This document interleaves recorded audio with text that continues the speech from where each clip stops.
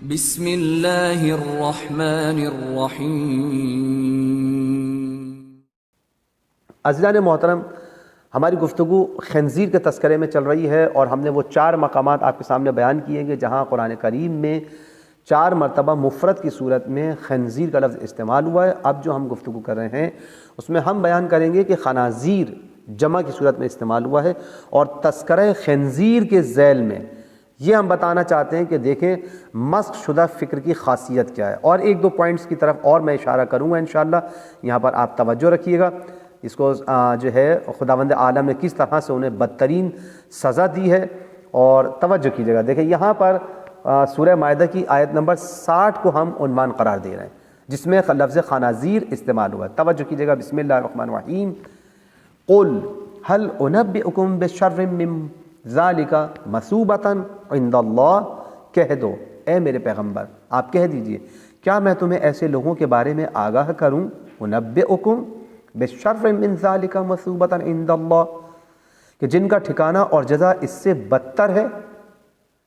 وہ لوگ کہ جنہیں خدا نے اپنی رحمت سے دور کر دیا ہے، من لعنہ اللہ وغضب علیہ، جنہیں اللہ نے اپنی رحمت سے دور کر دیا اور اپنا غضب نازل کیا ان پر، وجعل منہم القردۃ والخنازیر، اور انہیں بندر اور خنزیر کی شکل میں تبدیل کر دیا، وعبد الطاغوت، اور انہوں نے طاغوت شیطان اور بت کی پرستش کی ہے، اولئک شر مکانا، یاد رکھیں کہ یہی وہ لوگ ہیں کہ ان کا ٹھکانہ برا ہے، وَأَضَلُّ عَنْ سَوَاءِ السَّبِيلِ، اور وہ راہ راست سے بھٹکے ہوئے ہیں۔ توجہ کیجیے گا عزیزان محترم، عبداللہ ابن عباس سے یہاں پر روایت منقول ہے، مسخ شدہ فکر کی خاصیت کو توجہ کیجیے گا، کہ کچھ یہودی نبی کریم صلی اللہ علیہ وآلہ وسلم کے پاس آئے اور درخواست کی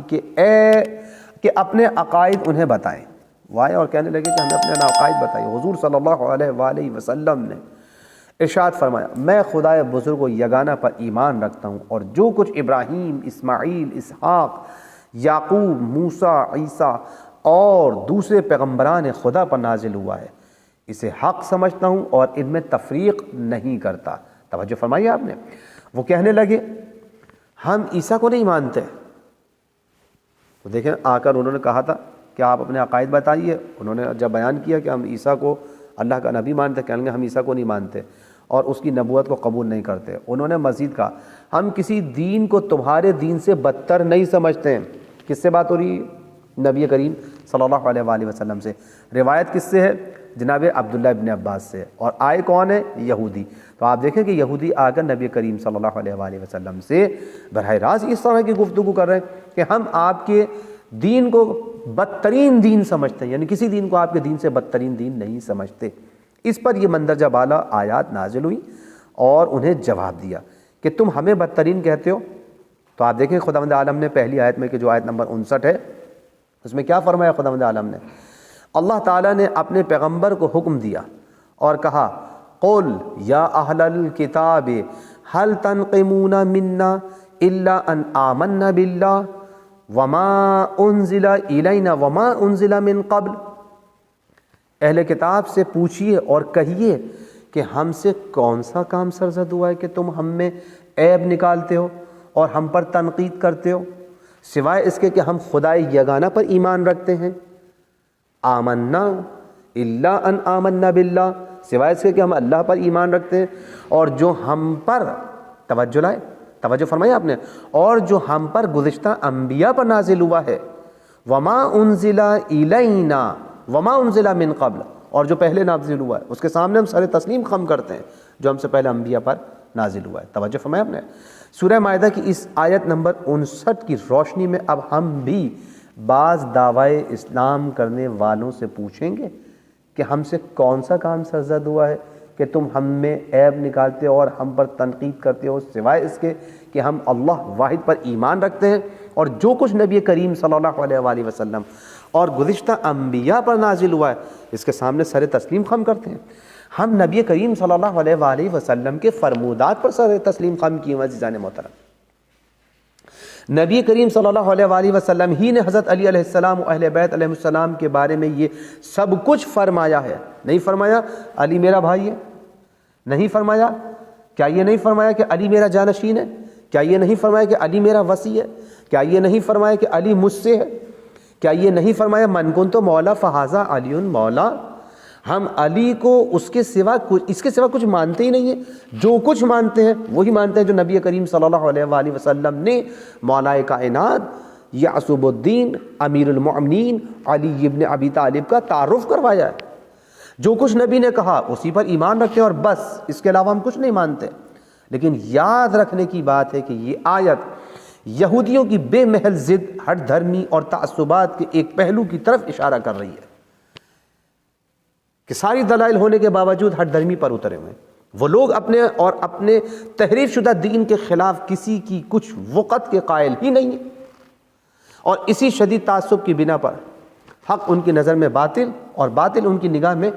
حق بن چکا تھا۔ عزیزان محترم، بس یہ دیکھنا چاہیے کہ آپ دیکھیں کہ یہودی اسی طریقے سے کہ تمام دلائل ہونے کے باوجود حضرت عیسیٰ کو ماننے کے لیے تیار نہیں تھے، نبی کریم صلی اللہ علیہ وآلہ وسلم کو ماننے کے لیے تیار نہیں تھے، تو نہ مانے، لیکن حق بہرحال حق ہے۔ اسی طریقے سے مولا کائنات کو اگر کوئی امیر المومنین نہیں مانتا ہے، من کنت مولا فہذا علی مولا، اپنا مولا نہیں مانتا ہے، تو اس میں مولا کائنات کے اوپر کوئی نقصان نہیں ہوگا۔ عزیزان محترم، نہ ماننے والے کی ہٹ درمی ثابت ہو جائے گی۔ توجہ ہے؟ لہٰذا آیت کے آخر میں ایک جملہ اور خداوند عالم نے فرمایا، توجہ رکھنے کی ضرورت ہے، وہ کیا ہے؟ وَأَنَّ أَكْثَرَكُمْ فَاسِقُونَ، بتا دیا کہ جو دلائل ہونے کے باوجود، شواہد ہونے کے باوجود، حق ثابت ہونے کے بعد بھی اگر حق کو تسلیم نہ کرے تو وہ کیا کہے؟ اکثرکم فاسقون، تم اکثر فاسق ہو۔ دیکھیں آیت کے آخر میں یہ جو جملہ کا ہے، جو در حقیقت پہلے جملے کی علت اور سبب ہے، اس میں کہا گیا ہے کہ اگر تم توحید خالص اور تمام آسمانی کتب کے سامنے سر تسلیم خم کرنے پر ہم پر اعتراض کرتے ہو، تو اس کی وجہ یہ ہے کہ تم میں سے اکثر فسق اور گناہ سے آلودہ ہو چکے ہیں۔ بس عزیزان محترم، اگر کوئی مولا کائنات کی ولایت کو تسلیم کرنے کے لیے تیار نہیں ہے، دلائل ہونے کے باوجود، احادیث ہونے کے باوجود، روایات ہونے کے باوجود، تاریخ ہونے کے بعد بھی اگر تسلیم کرنے کے لیے قائل نہیں ہے، تیار نہیں ہے، تو اس کا مطلب یہ ہے ان اکثرکم فاسقون، تم میں سے اکثر فسق اور گناہ سے آلودہ ہو چکے ہیں، اور اگر کچھ لوگ پاکیزگی اور حق کا راستہ اپناتے ہیں تو یہ تمہاری نظر میں عیب ہے۔ توجہ فرمائیں، فسق و گناہ سے آلودہ انسانوں کی کثرت سے تشکیل پانے والے آلودہ ماحول میں اصولی طور پر حق و باطل کا معیار اس قدر دگرگون ہو جاتا ہے کہ اس میں پاکیزہ عقیدہ اور صالح کو برا سمجھا جانے لگتا ہے، اور اسے ہدف تنقید بنایا جاتا ہے، اور غلط عقائد و اعمال کو اچھا سمجھا جاتا ہے، اور انہیں بنظر تحسین دیکھا جاتا ہے۔ یہ مسخ شدہ فکر کی خاصیت ہے کہ برائی کو اچھا سمجھا جائے، نہ حق کو حق سمجھا جائے، جانتے بوجھتے کہ علی حق پر ہیں اور تسلیم نہ کیا جائے۔ یہ مسخ شدہ فکر کی خاصیت ہے۔ توجہ فرمائیں آپ نے، جب کوئی گناہ میں ڈوب جاتا ہے اور اس کا عادی ہو جاتا ہے تو اس کی یہی حالت ہوتی ہے کہ سامنے کھڑے ہوئے مولا کائنات کو تسلیم کرنے کے لیے تیار نہیں ہوتا۔ توجہ فرمائیں آپ نے۔ اب دیکھیں خداوند عالم نے کیا بات کہی ہے، توجہ رہے کہ پہلے بھی اشارہ کیا جا چکا اس بات کی طرف، اور وہ کیا کہ آیت تمام اہل کتاب پر تنقید نہیں کرتی عزیزان محترم،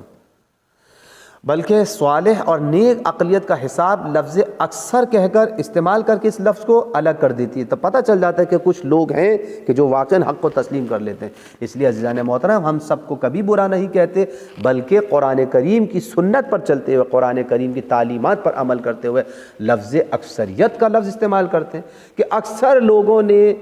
انکار کیا، بہت سارے لوگوں نے انکار کر دیا، تو خداوند عالم نے قرآن کریم کی آیت میں یہی لفظ اکثر کا لفظ استعمال کر کے اقلیت کو بہرحال علیحدہ کر دیا کہ کچھ لوگ بہرحال معاشرے میں حق پسند ہوتے ہیں اور وہ حق کو تسلیم کرتے ہیں۔ اب دیکھیں خداوند عالم نے بدترین سزا کیا دی ہے۔ بدترین سزا حق کو تسلیم نہ کرنے کی، حق کی پیروی نہ کرنے کی۔ اس لفظ میں خنزیر کا لفظ استعمال کر کے وہاں پر جو خنزیر کی تذکرے کے ضمن میں خداوند عالم نے ایک بہت بڑا درس دیا ہے، وہ یہ ہے کہ آیت نمبر 60 میں اہل کتاب کے تحریف شدہ عقائد، غلط اعمال اور جو سزائیں انہیں دامنگیر ہوئیں، ان کا موازنہ سچے مومنین اور مسلمین کی حالت و کیفیت سے کیا گیا ہے، تاکہ معلوم ہو جائے کہ ان دونوں گروہوں میں سے کون سا تنقید اور سرزنش کا مستحق ہے۔ یہ دراصل متعصب اور ہر دھرم افراد کو متوجہ کرنے کے لیے ایک منطقی جواب تھا۔ ارشاد خداوندی ہے، خداوند عالم نے کیا ارشاد فرمایا؟ اے پیغمبر ان سے کہہ دو کیا خدائے یکتا اور آسمانی کتاب پر ایمان لانا باعث سرزنش ہے اور وجہ اعتراض ہے، یا پھر خود ان کے برے اعمال جن کے سبب وہ خدائی سزاؤں میں گرفتار ہوئے ہیں، انہیں کہہ دیجیے، آپ ان سے کہہ دیجیے کیا میں تمہیں ان لوگوں کے بارے میں آگاہ کروں جن کا معاملہ بارگاہ الہی میں اس سے بدتر ہے؟ قل هل انبئکم بالشر من ذلک مثوبۃ عند اللہ، اس میں شک نہیں کہ خداوند عالم اور آسمانی کتاب پر ایمان لانا کوئی بری بات نہیں ہے۔ یہ جو زیر نظر آیت میں اس کا موازنہ اہل کتاب کے اعمال و افکار سے کرتے ہوئے کہا گیا ہے کہ ان میں سے بدتر کون ہے، در حقیقت ایک کنایہ ہے، جیسے مثال کے طور پر اگر کوئی ناپاک شخص کسی پاکیزہ انسان پر تنقید کرے تو وہ جواب میں کہتا ہے کہ پاک دامن بدتر ہے یا گناہ سے آلودہ لوگ، تو یہ بات واضح ہو جاتی ہے عزیزان محترم، در حقیقت وہ اپنے آپ کو گناہ گار نہیں کہہ رہا ہے، بلکہ وہ کہہ رہا ہے کہ ہم تو پاکیزہ ہیں، بتاؤ پاکیزہ لوگ برے ہیں یا برے لوگ برے ہیں جو گناہوں سے آلودہ ہیں۔ اس کے بعد اس مطلب کی تشریح کرتے ہوئے خداوند عالم نے فرمایا وہ لوگ جو اپنے اعمال کی وجہ سے پروردگار، توجہ کیجیے گا، من لعنہ اللہ وغضب علیہ وجعل منہم القردۃ والخنازیر، کتنی بڑی سزا دی ہے خداوند عالم نے۔ وہ لوگ جو اپنے اعمال کی وجہ سے پروردگار کی آفت اور غضب کا شکار ہوئے، لعن اللہ، اللہ نے ان پہ لعنت کر دی ہے، اور غضب علیہ، اور ان پر غضب بھی نازل کیا ہے، انہیں بندر اور خنزیر کی شکل میں مسخ کر دیا عزیزان محترم۔ اس کا مطلب یہ ہے کہ جو مغضوب الہی ہوگا اسے خداوند عالم نے تاریخ میں بندر اور خنزیر کی شکل میں مسخ کر کے بتا دیا، یعنی اگر آج نہیں کر رہا ہے اور خداوند عالم کی نعمتوں کا مسلسل انکار کرتے ہیں بعض لوگ اور اس کو نقصان پہنچاتے ہیں نبی کریم صلی اللہ علیہ وآلہ وسلم کی ذات کو یا ان کے اہل بیت علیہم السلام کو، تو لعنہ اللہ، خداوند عالم ان پر لعنت کر دیتا اور ان پر غضبناک ہوتا ہے کہ جو نیکیوں کا راستہ چھوڑ دیتے ہیں عزیزان محترم۔ تو خداوند عالم نے واضح طور پر بتا دیا کہ اگر آج نہیں کر رہا ہے تو لیکن وہ اس قابل ہے کہ بندر میں تبدیل کر دیے جائیں، خنزیر میں تبدیل کر دیے جائیں، اس کے قابل تھے وہ۔ وَجَعَلَ مِنْهُمُ الْقِرَدَةَ وَالْخِنْزِيرَ، اور خداوند عالم نے ان کو سزا کے طور پر بندر میں اور خنزیر میں تبدیل کر دیا۔ وَعَبَدَ الطَّاغُوتَ، یقیناً ایسے لوگوں کی دنیا میں حیثیت و مقام، انہوں نے بت پرستی کی ہے،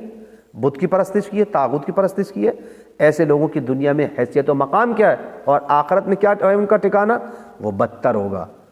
شر مکانا، اولئک شر مکانا واضل عن سواء السبیل، اور وہ راہ راست اور جادہ مستقیم سے بہت گمراہ ہیں۔ پس عزیزان محترم، مسخ اور بعض انسانوں کے چہروں کے متغیر ہونے کے بارے میں، اور یہ مسخ سے مراد جسمانی چہرے کا تغیر ہے یا فکری اخلاقی چہرے کی تبدیلی، اس سلسلے میں سورہ اعراف کی آیت نمبر 163 کے ذیل میں گفتگو کی گئی ہے، وہاں پر آپ ملاحظہ فرما سکتے ہیں۔ ہم یہاں پر بس اتنی ہی گفتگو آپ کے سامنے بیان کی ہے، لہٰذا یہ بات ذہن میں رہنی چاہیے کہ خداوند عالم نے قرآن کریم میں خنزیر کا 5 مقامات پر تذکرہ کیا ہے، 4 مرتبہ اس کا ذکر جو ہے وہ مفرد کی صورت میں آیا ہے اور 1 مرتبہ جمع کی صورت میں آیا ہے، اور یہ بات ذہن میں رہنا چاہیے کہ اس کا نام لینے سے زبان نجس نہیں ہوتی ہے، یا ایسا نہیں ہے کہ 40 دن تک جو ہے وہ دعا قبول نہیں ہوتی، نہیں۔ ہاں، نافرمانی کرنے کی وجہ سے اگر کوئی اللہ تعالیٰ کی نافرمانی کرتے ہوئے اس کا گوشت کھائے گا تو ممکن ہے کہ اس کی دعا 40 دن تک قبول نہ ہو اور وہ خداوند عالم کے عذاب میں گرفتار ہونے کا مستحق قرار پائے گا۔